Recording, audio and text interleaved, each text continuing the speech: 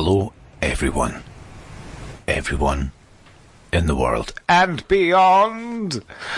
You're listening to Weirder Hings podcast with myself, Mr. Innes Smith, and... Oh, me, Michael McCann. I wasn't sure if you were going to introduce me. If you were going to introduce me or if I was going to introduce myself. I thought, well, we can do both. Well, last week I introduced you.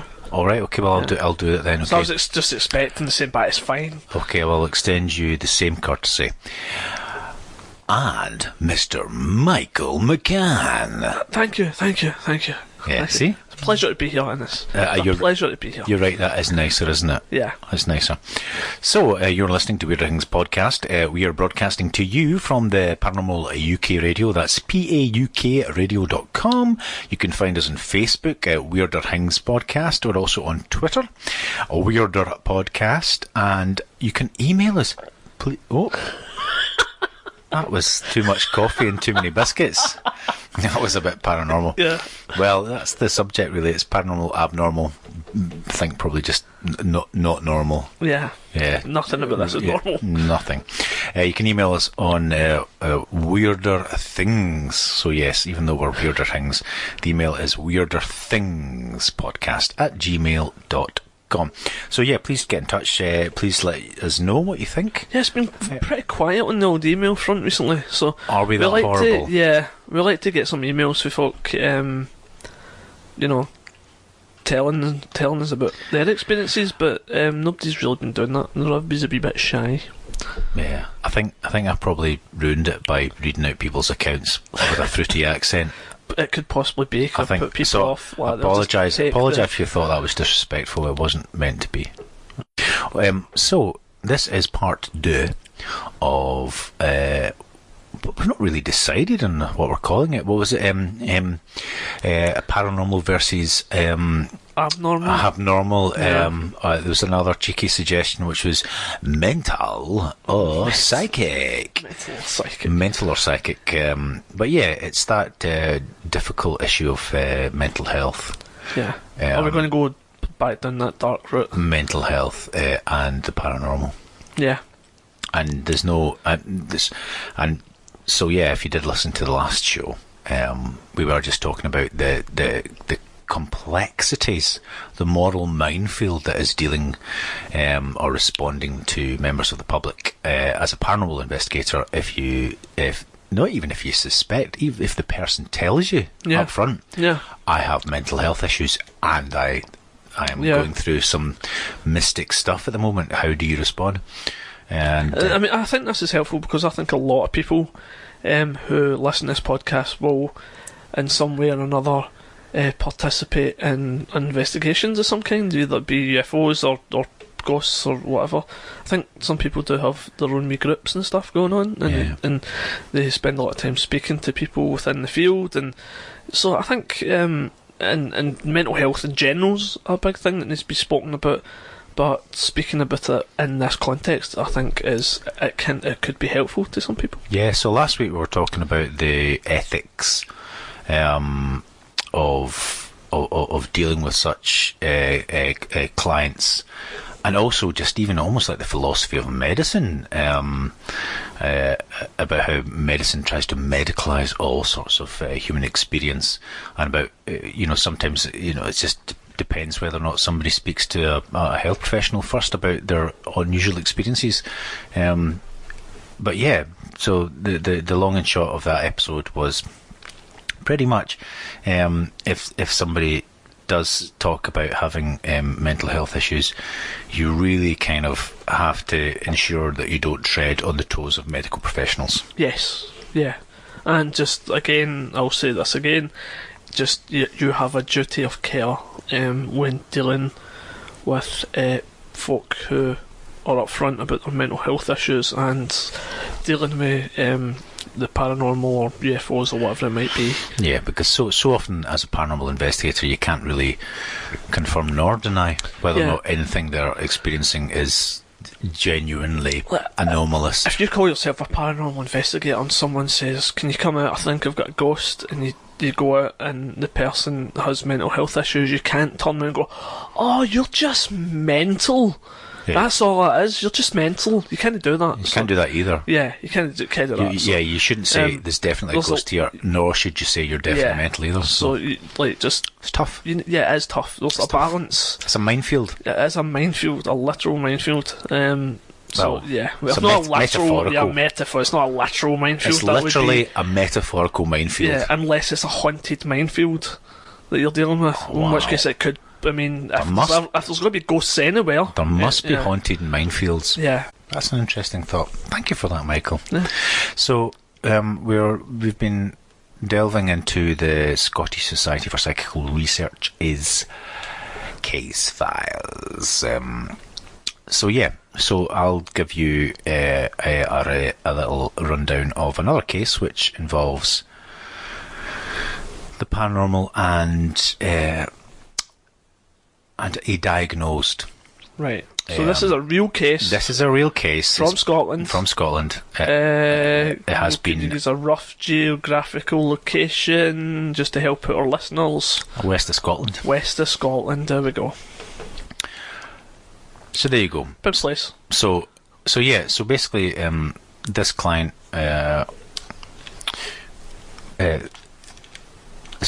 This case is from a few years ago. The client is in their early 30s. They were born in Scotland but left at some point in their childhood to go and live in Canada.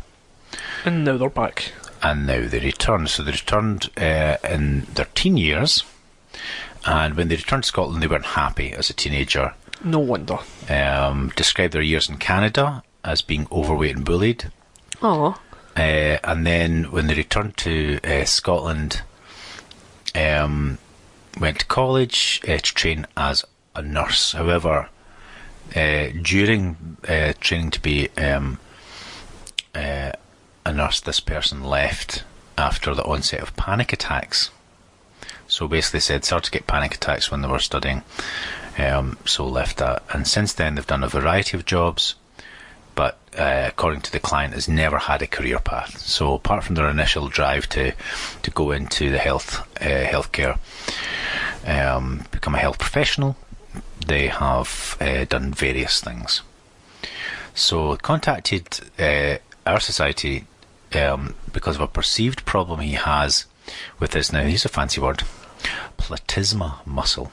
So basically, this is the platysma muscle. Platysma. This is the muscle that connects your chin to your neck underneath the jaw. So there. Oh right. Have you ever had a spasm there? Yeah. Yeah, it's bloody sore. It's an odd one, isn't it? Yeah. So.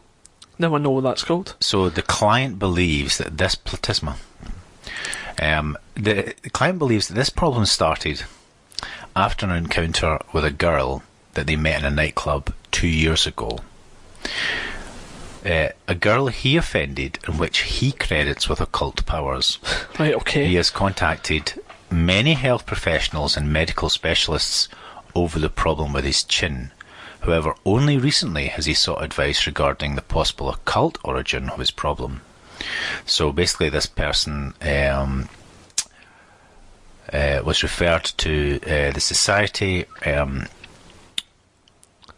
Basically via the sort of there's a psychic centre in Glasgow. Okay, great. So can I just recap on this? Recap. So this guy goes to a nightclub. This fellow goes to a nightclub, meets a lady who he offends. She puts the whammy on him, and he gets problems with his platysma muscle. Is that what's happening here? That's the summary. Do you want the deep dive now, Michael? Yeah, let's go do the deep dive. Let's do the deep dive, okay. Because that's a strain. I mean, okay. So, on the 2nd of January 2006, right, this person, who we are calling Mr. McLennan, it's not their name, okay, and a friend went to Frankenstein's bar in Glasgow. So a suitably gothic location. Yes. So they met two girls who described themselves as travelling people, and the four of them returned to the client's flat in somewhere secret location in the west of Scotland. So all these case files need to be redacted to hide the innocents' identities. Yeah, that's it. So during the late night, early morning, one of the girls began to transfigure. So this person started to exhibit their own psychic powers, and this is transfiguration, is the ability to actually change the shape of your face. Yes. So whilst so they'd been out drinking, they go back to this person's flat, and just as a sort of a gypsy party piece, thought, I'll make my face magically change. Yes. Now, funnily enough, so the client describes seeing that this girl's face transforming into a witch, and he found her changed personality disturbing. So this person basically starts to transform. When he says a witch, what does he mean? Does he mean like just your classic warts and crooked nose and all that kind of stuff? I didn't dig deeper into an actual description, but basically the girl's face was transforming into a witch. Right, okay. So I've got a problem with that. So you might assume, right, hooked nose, wrinkles, warts, big chin, the whole malarkey. Yeah, because that's what witches look like. Because that's what they look like. Yeah. So according to the client, they only had a few drinks, and they didn't take any drugs. Okay. So approximately 11 a.m. This travelling person, lady, this gypsy girl, asked the client, "Shall we exchange numbers?" To which he replied, because obviously he was rather disturbed by this display of transfiguration. He replied, let me finish. I'll ask your question. I'll answer your question in a minute. She said, "Shall we exchange numbers?" To which he replied, "No, because you're a freak." A comment. Wait, hang on. Right. Was this in the pub? No. This is. Oh, was this in the house? Right. Sorry. In the house, yeah. To which he replied, "No." So basically, a few drinks, go back to his flat. Right. A few more drinks, and she's just like, "Do you want my number? Because clearly I can transform myself into a magical witch." And he's like, "Well, actually, I'm a bit disturbed by that." Right. And he says, "No, because you're a freak." A comment which caused offence and which basically he immediately regretted. Right. Okay. So he immediately regretted, right? 2 weeks later, he described feeling itchy all over. Right? This uncomfortable feeling lasted for 2 or 3 weeks. Then in mid-March, this was replaced with his problem with his chin. He described it as happening almost overnight. He felt his platysma muscle very heavy. Mr. McLennan describes the initial weeks as if there was a nerve in his chin with a nervous tick. He describes it like a throbbing with occasional cramp. The problem with his chin quickly overtook all other concerns, and he describes himself at the time feeling heavy, overwhelmed and gross.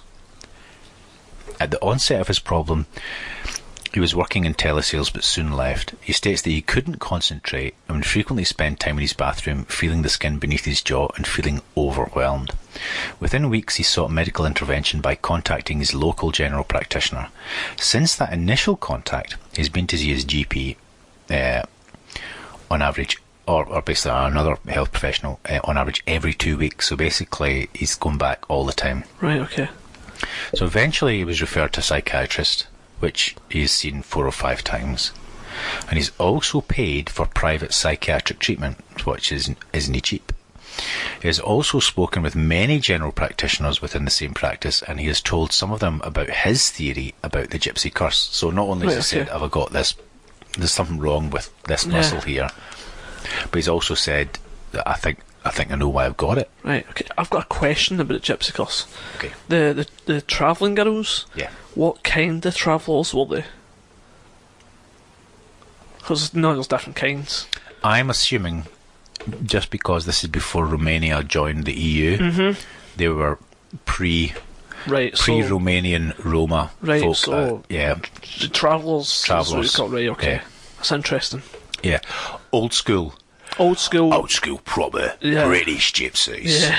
British gypsies, not your Romanian gypsies. British gypsies, Michael. Right, okay. Yeah, your traditional British gypsies. From Ireland. From Ireland. Yeah. Or from all over, because they travel. They travel, but I think they're traditionally from Ireland, I think. Yeah, no, they're usually from Ireland, and I think there's a bunch in England as well. But well, are we for those people that aren't Scottish, we do have there are two strains, Yeah. two kinds of travelling folk. As you have people that describe themselves as Gypsy or Roma, Yeah. but also in Scotland there are people that certainly ethnically or culturally would describe themselves as having a different background, i.e. they are Scottish, but they're travelling folk, and they were always the people that travelled to do the seasonal work. Yeah, like on the shores So and stuff. the shores and yeah. stuff like that. So basically, so that Or the carnival. Carnies in America, the carny folk. They're kind of our versions. They call but them there was, travels. there was so many seasonal jobs in Scotland in the past that travelling folk would do them. Yeah, and the whole of Britain as well. There's loads of like travelling communities down and around in England and stuff like that. And they travel. They have festivals where they'll travel to towns, and it's like a bit. The police kind of freak out about it because the crime rate's soar, because they're often seen as to be like up to no good. Quite a lot of the time, and the local police forces don't like them coming into their communities and stuff like that because they're associated with causing skullduggery.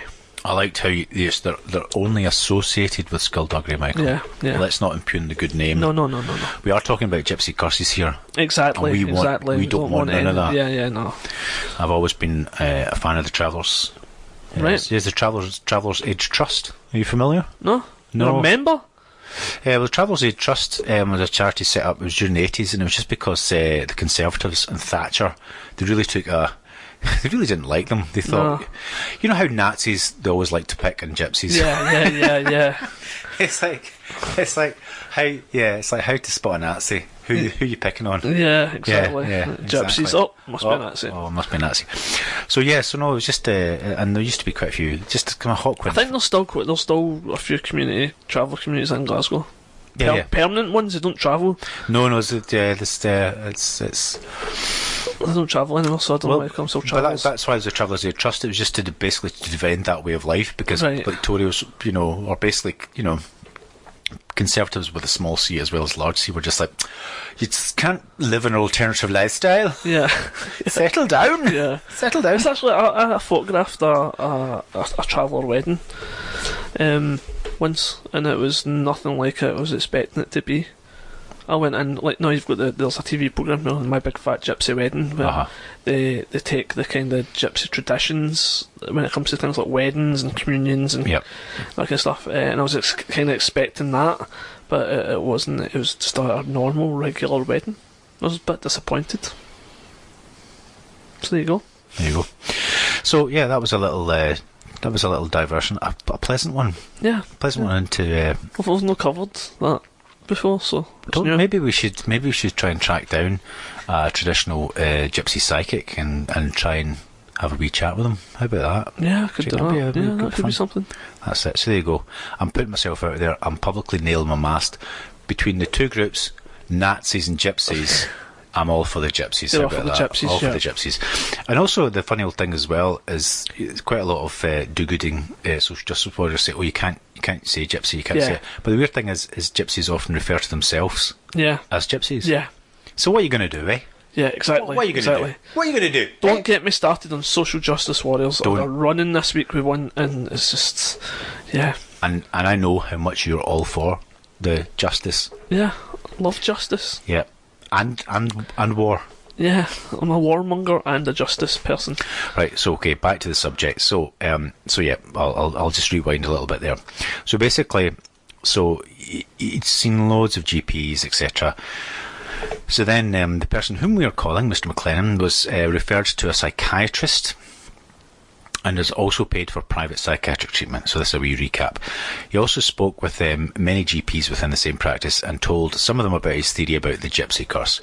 He has been prescribed Prozac and has been taking it for nearly 2 years. He has been referred and self-referred to plastic surgeons who have all stated there is nothing medically wrong with his chin, jaw or neck.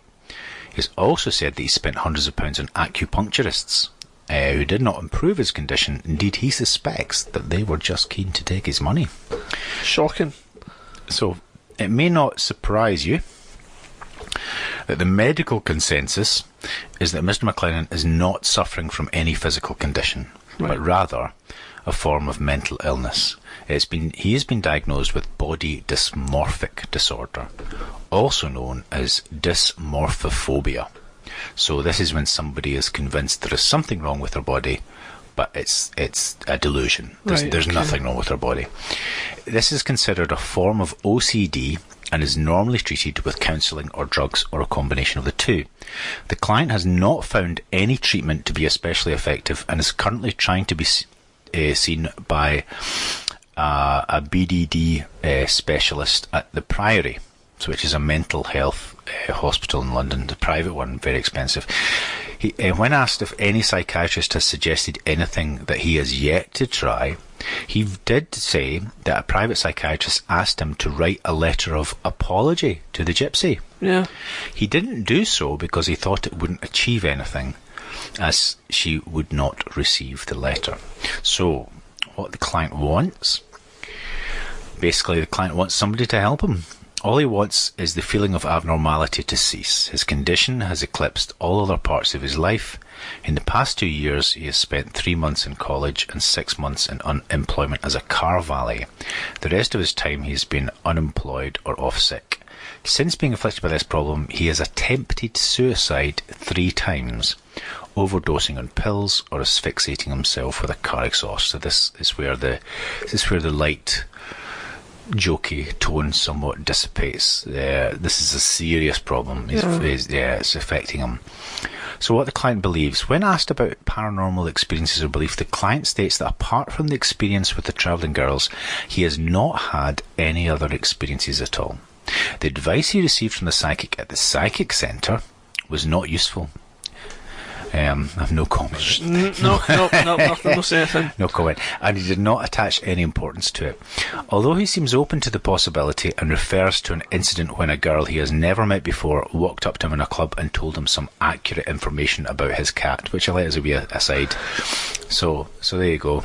So he's never had a psychic experience, although a girl just walked up to him in the club, a nightclub, and went, "I'm going to tell you about your cat." So there you go. Please tell me that nightclub was the cat house. Let's hope so. Yeah. Well, if you're going to be some kind of like cat witch, yeah, the cat house is where you're going to be. That's where you're going to hang out. Yeah. You're going to relax.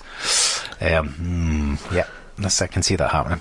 So anyway, I have written, it's apparent that the client will seek any kind of assistance from the medical profession, but has only recently considered seeking out esoteric or paranormal assistance. Regarding his own mental condition, he states, and I'm quoting here, "I'm fairly lucid, it's just this one thing." So there you go. He said, apart from this one thing bugging the absolute nonsense out of me, I am normal apart from this platysma muscle thing. So there you go. So I've written down what I have said to him. So I said that we would not contradict medical advice. We would neither confirm nor deny a paranormal or occult cause for his problem. I cautioned him against seeking more psychic counsel without seeking evidence and remaining critical and sceptical of any statement. So that's me to say to anyone, look, you got to retain your critical faculties here. Yes. Regarding the medical treatment, Innes Smith, oh God, that's me, suggested contacting his GP and asking for more counselling or talking cures. It was suggested that there might be some benefit in talking out his problems, and this was somewhat confirmed by the client's own appreciation of the SSPR taking time out to talk to him. So he said that actually talking helped, so maybe he needs just to spend more time talking. So basically, he should do that. And also I did suggest, well, why not actually take up the advice that this private psychiatrist advised, to write a letter to this girl. It wouldn't do any harm, and it also may do some good. And I also said that the guilt may be the underlying cause of the body dysmorphic disorder rather than magic, and that any practical steps he might take to assuaging his guilt over the remark he made may have a similar effect to any ritual dispelling. So that's what I said. So basically he should contact me and update me. He never did, but so basically I found the client to be... Did you meet him face to face? No, this is all telephone stuff. But I've this is a personal note that he spoke to two investigators, myself and Mr. Tim West, and basically we both found him to be lucid, basically. So that was also a word that the client used to describe himself. In fact, I went further. I've written down here, and I can remember speaking to him. He was very intelligent and articulate. And basically had only done a succession of menial or unchallenging jobs after leaving nursing. So evidently there are issues of self-esteem, confidence, or, in the words of the client, image problems. There's another thing about the paranormal which I find quite interesting, and it's something that I do not know what investigators conducted the study, or whether it was a psychologist or sociologists, but Bufora, the UFO investigation organisation, they found out there was a higher instance of status dissonant people amongst UFO experiencers. Mm-hmm. And this is the idea that basically people who you would imagine would be further up the pecking order in life weren't. Right, okay. And yet these people were more likely to experience weird and paranormal things. And it may be that the paranormal is this sign of nudging them further up the ladder. Right. In a sense, status is very much about the sort of Arthur Miller line from one of his plays, Death of a Salesman. Attention must be paid. Yeah. And I just think that if ever there was a, this was somebody that was doing, just a bit, this sort of hodgepodge bits and pieces of jobs, etc., and you think, well, this, he sounded like a young professional. He could have, right, he could have been, he should have, what I mean? Yeah. But he wasn't. Yeah. He wasn't in that place in his life. As I just think this is the, and it's also interesting that basically he himself suffers from a really bad self-image, and yet he chose to criticise somebody else. Yeah. For their. Yeah. I mean, obviously, it's interesting that the incident itself does it's not. The story in of itself is not just. We must remind ourselves, it's not just about his thought or idea that he has this body dysmorphia, because he believes he was cursed by this girl. Yeah. He insulted this girl, or rebuffed the advances of this girl, because she freaked him out by presenting, allegedly, we weren't there, but according to him, quite remarkable psychic abilities. Transfiguration is quite an impressive feat of physical mediumship. Can I just pick up on that part of the story? Go. It's easy to listen to that story and go, that never happened, but what if it did? Yeah. What, it's almost like this small part of that story is that at some point during that story that someone showed themselves to transform into a witch and put a curse on somebody, which I think is quite. It's easy to kind of poo-poo that, but it's quite interesting to go, wow, you know what? What if that is what happened? What if that did happen? But isn't that interesting? Well, where is this girl?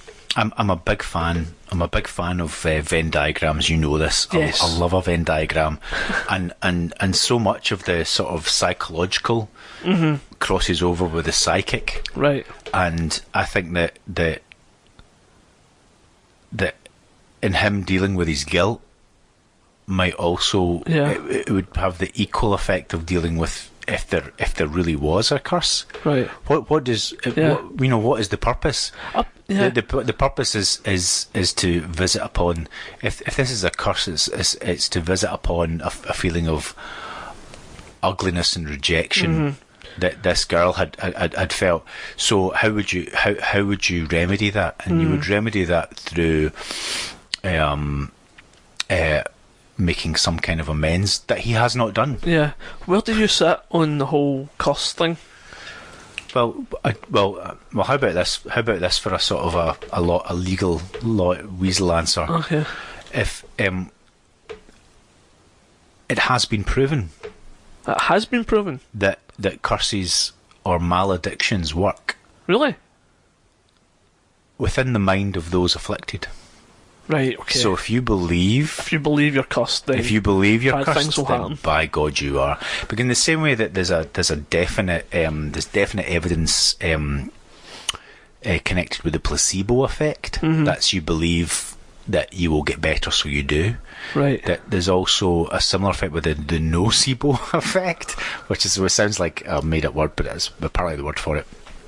Which is, if you believe you won't get better, then you won't get better. Wow, that's interesting. If you believe that you're not well, then you are not well. Yeah. If you believe you're cursed, then by God you are cursed. Yeah. So that's interesting because have you ever just had a run of really bad luck and you've just thought to yourself, somebody is cursed, like I've pissed somebody off somewhere, and they're doing this to me because this is just ridiculous. The level of just bad things that are happening. Yeah. And you're like, what? How is this? Well, has somebody cursed me? And I mean, there's been times where I've went, somebody out there has put a curse on me, and you're like, and you actually sit and think, right, who? Like, I don't generally go out my way to annoy people or piss people off, but have I, and have they? And how do I fix it? And part of the reason I actually wanted to see a psychic was in case they turned around and went, oh, by the way, somebody's put a curse on you, and you need to get rid of it. And I was just wondering if that would be something that, because I've heard people going, oh, by the way, you've got a wee bit of bad juju on you. Certainly, I mean, I've read of such alleged psychic cases. I'm a big fan of the famous 20th century occultist. No, not that one. The other one, Dion Fortune. She wrote a lot of good and wise books about mystical psychic matters, and she talks about she talks about not just sort of malign psychic influences over people's lives from other people and from events and happenings in this life, but even from previous lives, which is a bit of a bummer. Yeah, that is. I mean, you're not even done anything in this life, and because that's where people go, oh, you must have done something in your past life. Well, yeah, apparently, according to occultists. So I'm aware of that's an occult idea, then. Yeah, I'm aware of those ideas. I mean, I just think it's quite interesting that you said that because I just think it's like chance is basically even if you assume that life is just this collection of random events, then because it's random, you'll get normally just a mixture of good, bad, and therefore you won't really notice. But occasionally, just through chance alone, you'll have lots of good things happening at once. Yeah. And then also at other times you have lots of bad things happening at once. So it's kind of just like when you go to a casino and you suddenly get a streak of good luck. So I often think, so that's usually where my head goes to. Right. But it is true though that sometimes you'll be trying something and nothing works. You think, oh, this. I'm obviously just a closet astrologer because I'll just think the stars. Yeah. The stars are aligned or not aligned. Yeah. That it's the same. Fate is against you at particular times. No matter how hard you're trying to do something, it's really, really hard. It can be done. And other times it's like fate has greased you up, and whatever you want to do, you're just doing it, and things seem to work for you. So yeah, I'm down with that. But yeah, I never seem to go to someone. Right. It's not like an individual agency. I always seem to think of it as being impersonal forces, as opposed to personal forces that are affecting me. So I don't. Maybe I'm naive. I don't think there are people. I honestly think for you to put that much psychic effort or energy into actually despising a person seems just like it's like. I don't know. I mean, it's just like, would you really spend part of your electricity bill in electrocuting the neighbour?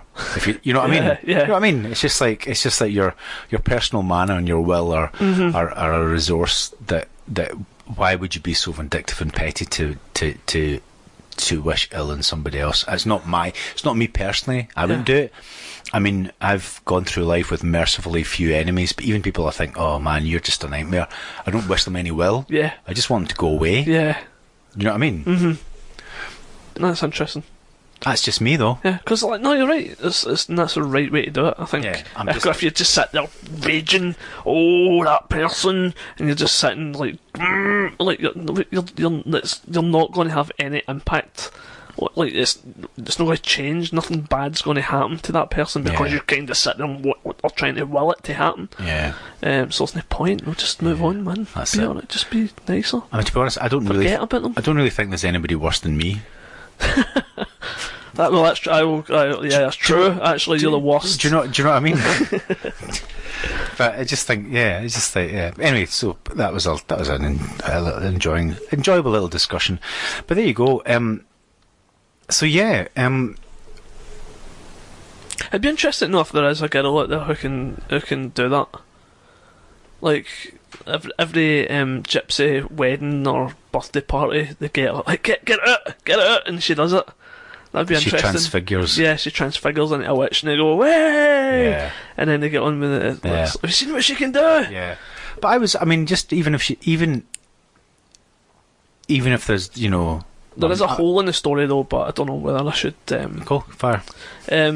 It is my belief, and you can tell me I'm talking shite otherwise, but it is my belief that I think I know this, that female lady girls who are part of that community aren't allowed to drink alcohol. Well, this is where there's the varying degrees. So I would just think travelling. She's not gypsy. She's just part of the travelling community. Yeah, they're not allowed to drink. Females are not allowed to drink alcohol. But that's the thing, though. It's just like it's clearly there are those sorts of gypsies, and there are travelling folk. Yeah. I mean, you're right, because they've got their whole set of rules. They marry at quite a young age and stuff like that as well. They're not allowed to drink, all that kind of stuff, and it'd be unlikely that he would be in the company of someone of that type of traveller. It would need to be and you get a lot of people, I'm a gypsy, and they'll know, they just say they're a gypsy, so it maybe sounds like that is maybe what's happened there. I don't think it's possible. Maybe hasn't actually been. It's possible that, there's just like... My granny used to say she was a gypsy. She wasn't. Oh, and there's gypsy blood in my blood. I've got family that I've married into. Yeah. And so. Yeah, I've got possible. family from Ireland, old Ireland and stuff like that. And they go, oh, there's gypsy blood, and there isn't. It's just like a family. How do you know? Just weren't. See, tonight you'll be brushing your teeth, looking in the mirror, and your face will transfigure into that of a witch. Okay then, that's all the evidence I need. Right, okay. But yes, I find that interesting. So even that, I just thought, even if it's guilt that's actually driving him, I just think, well, you can take steps, Yeah. If you cannot find that individual to apologise to them, then do something good for that community. Yeah, that will make it's you interesting feel better you about say that, because he himself had suffered abuse at the hands of others. Yeah. And then if he turned around and did it, and maybe that's like, I know how I felt when it happened to me, so I'm feeling guilt for doing it to somebody else. Yeah. But maybe she deserved it for transfiguring in front of him, freaking him out a wee bit. Well, I mean, calling somebody a freak, well, if they've done something freakish, then, and if he freaked out and went, oh my god, you're a freak, get out, then that would offend them. But if you just you're a freak like that, and never meant it, and she took offence to it. Well, yeah, but she was offering him her phone number. Yeah. And okay. And it was the fact that he turned her down and called her a freak. Right. So that's quite humiliating. Yeah. So obviously, yeah, but he obviously immediately regretted it. Yeah. But yeah, I don't know. I mean, imagine having a girlfriend that could have witch face. That was the yeah. She can only do the one. She Yeah. can only do witch face. She can't turn into anything else. darling, that's them at the door again. Go on, answer, put your witch face on. The Jehovah Witnesses are at the door put again. your witch face on, darling. Yeah. Oh well, I hope the guy found the answers that he was seeking. And he's alright now, and he's okay now. Well, I hope so too. I mean, the thing is, it's serious enough condition or state of mind that he was, attempted suicide on 3 occasions. Over it as well is that's quite sad that this one incident on a night out led to that. But I think, there's sort of a wider sort of philosophical. This is the days before social media as well. Using the words like some mystic fruit, but the in terms of psychic and psychological, I think where the overlap is that there's potency in ritual. There's potency in going through the actions of doing something. So this idea that there's lots of like psychic or so-called magical rituals that are meant to have this potent effect in the psychic realm, and I think they also have it's completely interchangeable, the idea, the notions of the psychic and the psychological. So the idea that this person, I think he should have written that letter of apology. Yeah, because that could have had a transformative effect. Could have helped him psychologically. That he could do some sort of, a ritual. Himself. It could have been some sort of closure. Yeah, exactly. But the fact he wasn't even willing to entertain that, there's no point. You think, well, you believe in psychic. You believe the fact you saw somebody turn into a witch, and you believe in a gypsy curse, and you think that you doing something won't have an effect. And this is what I often find when you speak with clients, is they're talking to you like somebody else can affect them with mystic forces, and I'm saying, well, now it's your turn to use your mystic forces for your own benefit. And like, what? And you're like, well, of course, you can't believe one and not the other. Yeah, you don't get to pick and choose. Don't get to pick and choose. Pick and mix. If they've got psychic powers to influence you in a detrimental manner, then you have psychic powers to either defend yourself or heal yourself or make a positive change. So get your finger out and sort your own life out and stop bothering me. No, I don't say that. Yeah, you wouldn't get a lot of business. No, I don't say that. But I say that in a much more positive way. Yeah. That I do believe that people, they've got the power. Yeah. So there you go. So do you want to hear another one? Let's go. We've got 20 minutes left. 20 minutes left. So let's not go on out. So this is, I'm just going to read through this, and this is also... Is this a happier one? No. Oh, God. No, but this is somebody who from the absolute get-go, lays it on the line and say, right, tell me your story. Oh, right, okay, so... All right, okay, you are indeed on antipsychotic medication. So this is basically the sort of conversation that can happen and what is said to that person. Right, okay. And this is good for anybody listener who maybe wants to get into paranormal investigation. Or no, don't bother. There's enough. There's enough people running around. Yeah, come on, do you know what? It's much more healthier being sceptical. I just think, just nothing to it. Just ignore it. Yeah, just fair ignore enough. It. Yeah. And if you really can't ignore it, then maybe you've got something. But if you can ignore it, then just ignore it. Yeah. There you go. That's the message. That's the message. Okay, so this is yet again, I have to stress, this is anonymised, of course. So the person's name has been changed, and identifying details have been changed, and also I will be calling this person Mr. Douglas Cairn. If there is a Mr. Douglas Cairn out there, then it's not you. Okay, so that's just what I'm calling this person. And this is Scotland again. Again, Scotland. West of Scotland. Yeah. Okay, so Mr. Cairn is on antipsychotic medication. So intervention by the society could be potentially damaging. So I'm just talking about the protection of the society. Yeah. Despite his interesting experiences, Innesmith, that's me, advised him to seek professional help to tackle his anxiety and to engage in activities to distract him from his anomalous experiences. So this is often something I keep punting is people who are often talking about psychic problems that may be psychological, but often what they need to do is take practical steps to improve their situation. Because I believe that's either a way to make a large difference or make a complete difference. Yeah. So there you go. So here's the background. Mr. Cairn contacted SSPR because he has spirits about him.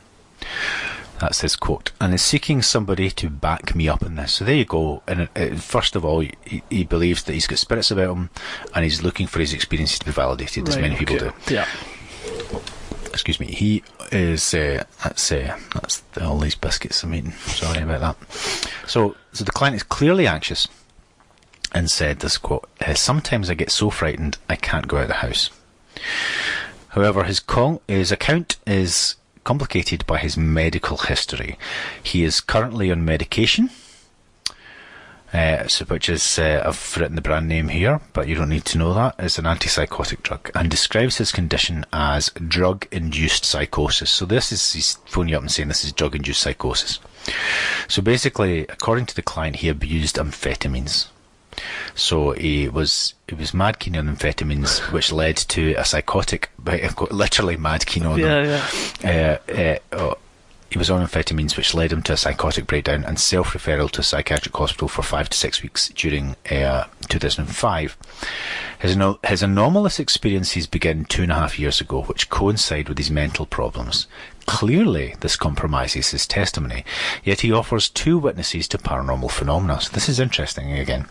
He also accepts the inherent difficulty of assessing his situation and offers a context to explain his anomalous experiences. Mr. Cairn describes his health as fine now. So he says he's fine now.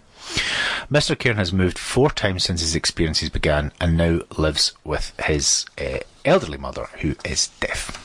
Okay.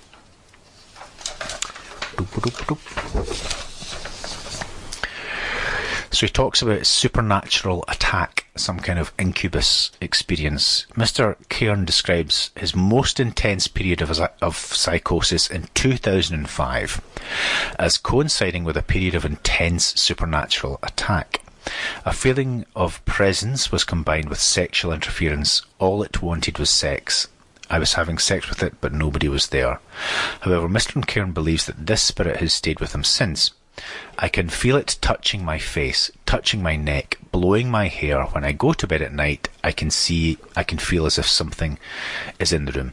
So you'll note that the client has just said, I'm fine now. Mm-hmm.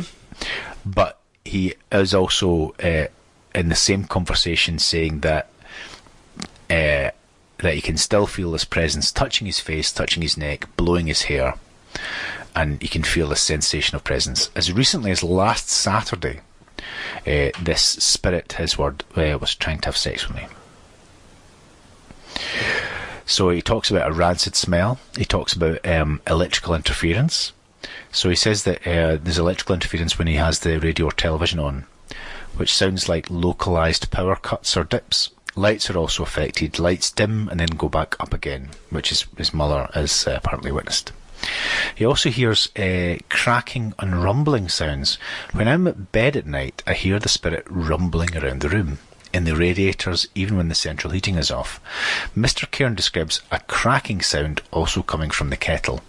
On one occasion, when Mr. Cairn was not at home, his nephew's girlfriend, when downstairs, heard someone knocking about my bedroom. So he says that there's another witness. They can hear some kind of thing, noise or something from his bedroom. So what the client believes. So as to what the client believes. Before 2.5 years ago, Mr. Cairn had no particular interest or experience in the paranormal. Nothing at all like this before this came. However, his breakdown and subsequent experiences have impacted upon his beliefs and behaviour. He has spoken to the priest, so he's spoken to a priest, he has been blessed, and he prays every day. He also attends a spiritualist church. Okay. Sometimes around February 2007, Mr. Cairn consulted a clairvoyant. And much of what Mr. Cairn believes about his current situation stems from this meeting. So this is the thing, he had these experiences, but then in 2007, he consulted a clairvoyant, and he very much buys into the medium's diagnosis. Mr. Cairn believes that during his psychotic breakdown mid-2005, he was sufficiently weakened to allow an entity or spirit to attach itself to him.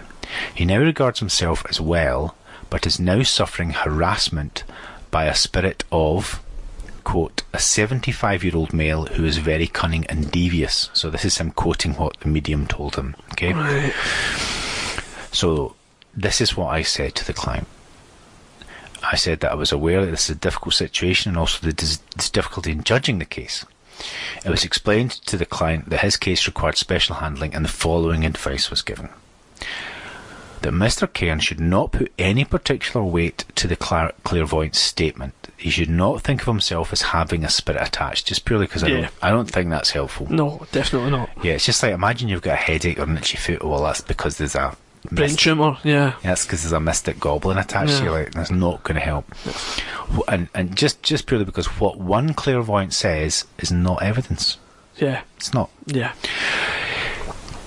Number 2, he should endeavour to change his state of mind, becoming more active and seek distraction in a hobby or social activity. To assist him in this, he should approach his medical practice GP health visitor and ask for practical assistance to reduce his anxiety. Yeah. So many mental health problems can be managed better with socialisation. Mm-hmm. Basically, get out there and do something with other people. It makes a huge amount of difference, and there's loads of evidence to suggest that. So even if the person, whether or not the person is suffering in reality from any kind of mystic affliction or, psychic entity or whatever, if you want to believe in that sort of thing, or whether or not the person has mental health issues, the remedy for both of them would be a more positive state of mind and filling your life with more positive experiences. Yeah. And number 3, he should think about positivity. He should think positively and take control. So there you go. And that was basically where it was left. And it's difficult because the other thing about these sorts of experiences is these sorts of experiences are not uncommon. Yes. The sensation of being touched, sensation of presence. It's so common. I know a few of my friends have had the experience. It's very much to do with sleep. It's not. I've heard it so many times now that I can't attach any supernatural cause to it. And scientists and doctors and all that kind of stuff come out and say, no, it's this. It's a disturbance in your sleeping pattern that causes this sensation. It's a weird one. It's a really weird thing that happens. Yeah. It's weird that it manifests itself like this, which I think in itself is really, really interesting, but I wouldn't say it's supernatural. It's very common. And a lot of people who happen to just be on antidepressants or any sort of kind of medication, especially strong medication, often experience it as well. So it seems to be a side effect. Medication that interferes with your sleeping patterns that leads to it. Yeah, it's in my experience. I'm not saying that's exactly what it is, but just in my experience of speaking to people. And it's just difficult though, because I often think that in terms of how you should ethically respond to somebody presenting a case like this, is you can't really. If this person is suffering from kind of psychotic hallucinations or delusions, you can't reinforce that belief. That would be irresponsible. If someone already is doing that, and then they also have that experience on top of it as well, then they're going to make that connection. But it's just the fact that just yet again, and this is the thing, and it's just why I personally am very, very cautious and careful about using mediums. Is so often you really have to be careful that they say the right thing. Yeah, I mean that's a classic example right there when they walk in and go, "You've got something attached to you." Attached? Yeah, this is a guy who it's not even visiting. It's attached. It's attached. This is like a climber. Yeah, this is or a leech. Yeah, someone who's got a medical condition, like a serious antipsychotic medication, and you've wandered in there and said to him, "You have something attached to you." It's just reckless as hell. And the thing is, I mean, the weird thing is, is you have to protect yourself as an investigator, and even if this person might have something genuinely paranormal happening, because let's just for argument's sake say something mystic and weird and paranormal happens right in front of your eyes. Yeah. If this person already actually has that diagnosis, you're still in a sort of situation of ethical peril, because this person has a diagnosis, and it really is really is something you still have to kind of pass back to the medical professionals. Yeah, absolutely. Because they've planted their flag on that situation, exactly, and it's theirs to deal with. And if and by all means, if they want to give you a call, then they can, but don't step on their toes. Yeah, definitely not. Yeah, so I mean, and we've mentioned, if you're an investigator, or if you're looking to investigate, to think about this stuff when you're doing it. But if you're a psychic and you're listening to this, or a medium and you're listening to this, and you're in any way reckless with people who come to you who have any sort of medical condition, mental or otherwise, hell mend you, because you're just... It's been very Scottish now. Yeah, it's a very Scottish podcast. Yeah, it's just madness that someone would go in there and say that to that person. It's so it really annoys me. Is that annoying you? It's annoyed me that someone would go in and do that to someone who's been medically diagnosed with having a mental illness. Well, the thing is, oh, you know what? The thing is that clairvoyant might not even have asked. Yeah, well, that's it as well. Yeah. There's that question as well. Did they ask first? I mean, I always ask. You do, but the psychics, I'm going to give you a reading, but before that I need your full medical background before I do this. Well, in a way it might be protecting them not to ask. Well, exactly. Do you know what I mean? Yeah, well they didn't tell me. Yeah, they didn't tell me, so they've got that, what is it you call that? Your defence. Defence, yeah. Yeah. So yeah, it's interesting stuff. Interesting stuff. So we'll wrap this bad boy up. That was part 2 of the whole. Part 2, yeah. It's just it's driving home a cautious message to everybody that And the weird thing is, I'm not actually. I mean, this might come across as being really sceptical, but the thing is, I'm not actually saying that none of these things. I'm not saying that I'm not denying the reality or the possibility that all this psychic phenomenon might be real. I'm not even arguing with the possibility that who knows, maybe there are malicious things that attach onto your